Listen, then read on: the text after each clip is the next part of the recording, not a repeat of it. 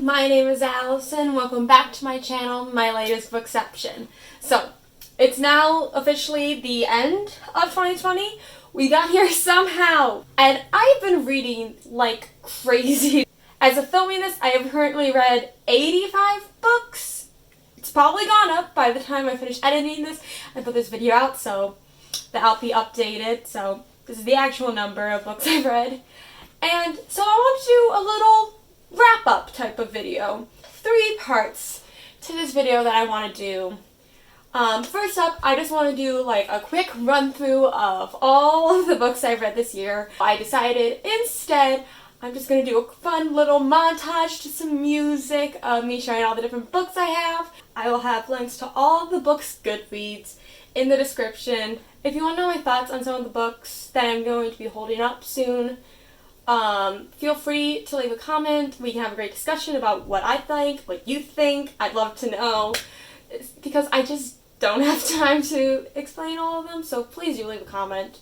And then the second and third parts of this are going to be my top 5 and my bottom 5 books that I read this year. So, without further ado, we're going to start with that little fun montage. Here's the time code if you want to just see my top 5 and my bottom 5, in case you want to just skip all the books I read. Every year I do a Goodreads, like, goals, you know, how many books you want to read. I started the year off, I think, at 50 books, because last year I read around 50-ish books. And yeah, I hit that before, like, even September started. And so I'm like, okay, we're gonna bump up the goal to be, like, 75. I don't think that's possible. I don't think I've ever read 75 books in a year. I've never tracked 75 books. I beat that, and I've gotten probably more than 10 books over there. So I don't think next year I'm going to be reading as many books, because hopefully it is not like it is this year. But who knows?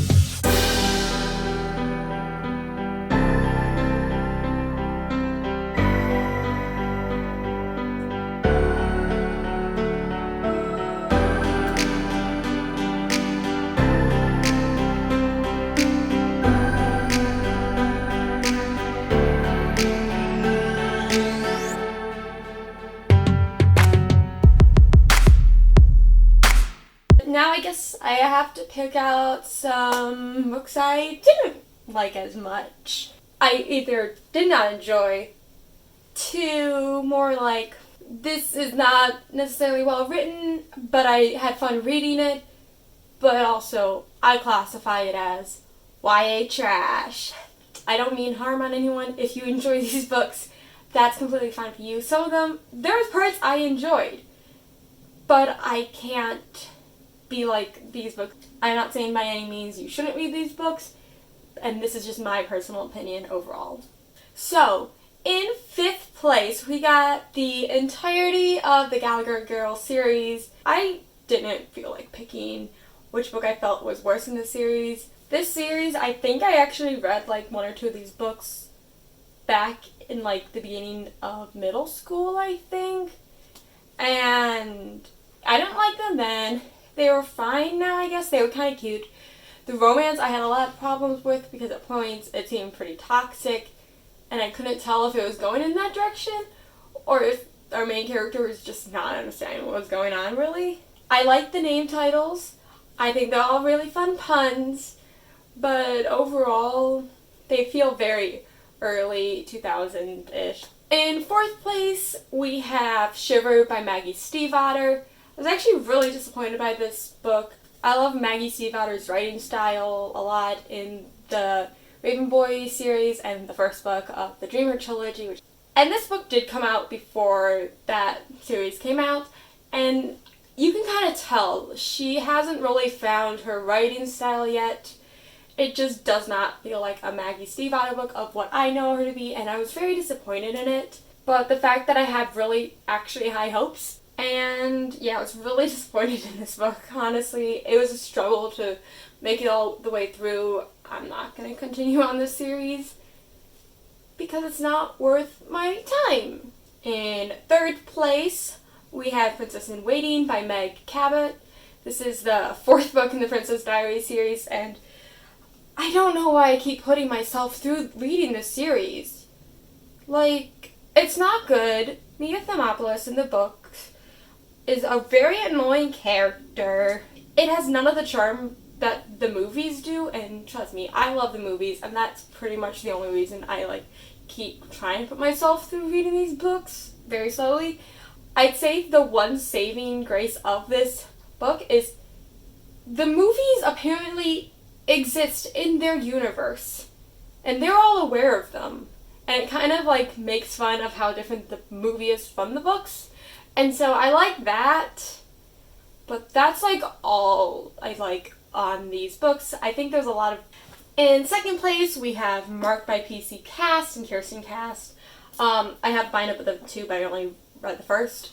They were a reread. I read these books a long time ago, and I was like, they can't be as bad as I remember, right? There has to be something good about them that maybe I missed and just flew over my head. No, they're worse. Yeah, no, this is really bad. It came around the Twilight when everyone was obsessed with vampires. It's trying to be almost like Vampire Academy to me, but it doesn't have any of the charm of Vampire Academy. Just, the main character's really annoying. None of the side characters are that redeemable, in my opinion. And I don't know why I put myself reading through this book again. And my number one worst book that I read this year, if you guys have seen my quarantine wrap-up book video, I'll link it in the iCard and in the description below. I think it's pretty obvious of what this book is gonna be. It's The Betrothed by Kiera Cass. I hate this book so much with a passion. It's just actively bad. I was going in this not expecting this to be a great book. I was expecting it to be selection level, Cheese, but a fun, cute romance.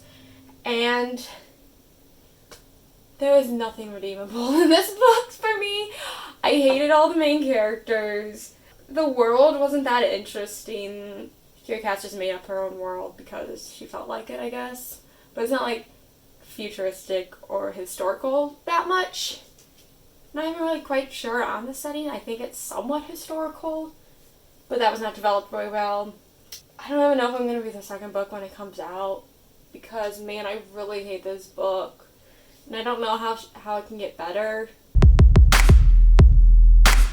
Okay, and on from my least favorite books that I've read and that make me kind of sad because they're just bad. Books that make me truly happy because they are amazing and I recommend them to anyone who hasn't read them.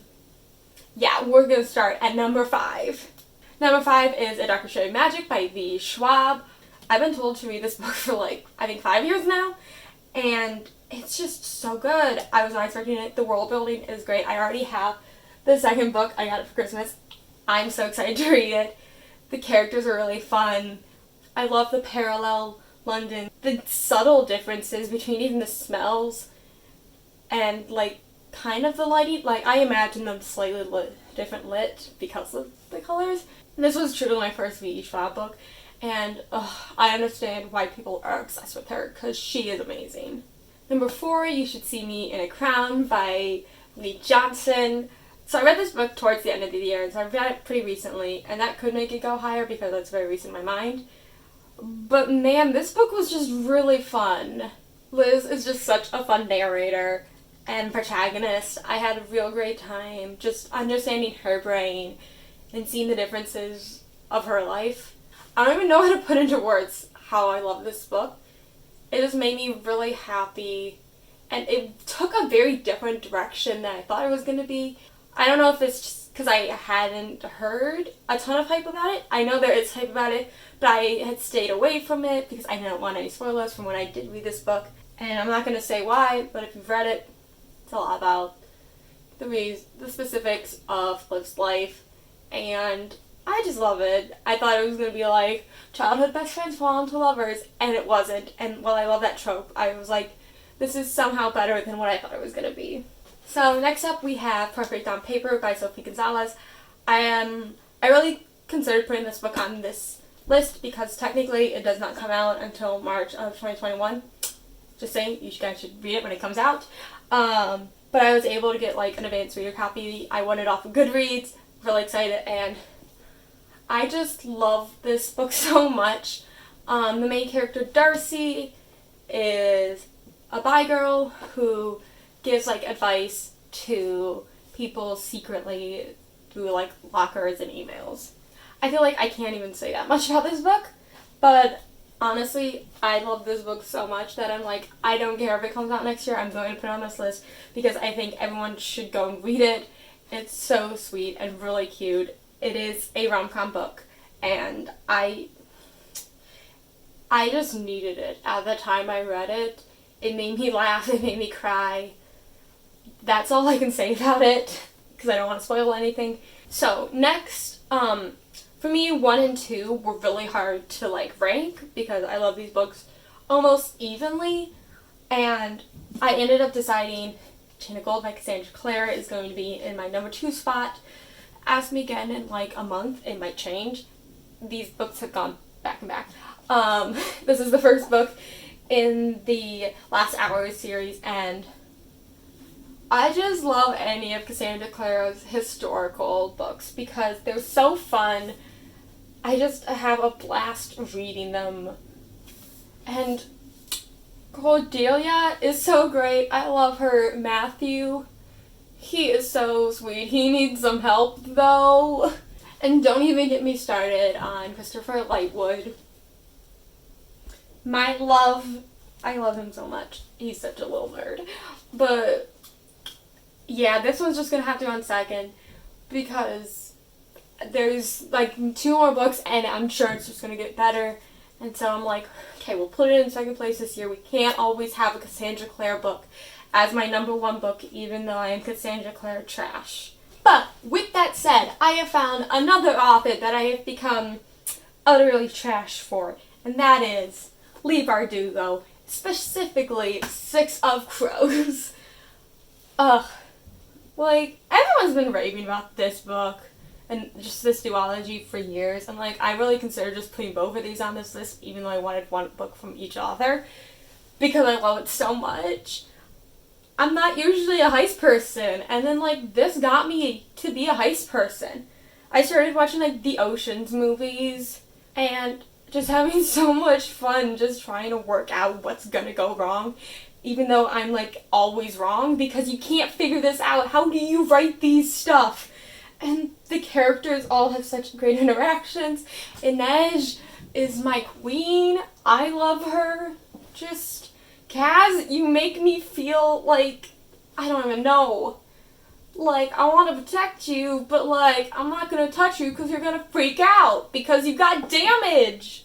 I truly love this, and I have very fast fallen down the Leigh Bardugo rabbit hole of reading like the entire Grishaverse. That was my top 5, my bottom 5, and all the books I read this year. I really hope you guys enjoyed seeing little glimpse of what I did. Am I crazy? Nah, I'm fine. So I hope you guys enjoyed this video. If you did, feel free to like and subscribe to this channel because I would love to be able to see you guys next year enjoying my content. I hope you guys have a great day.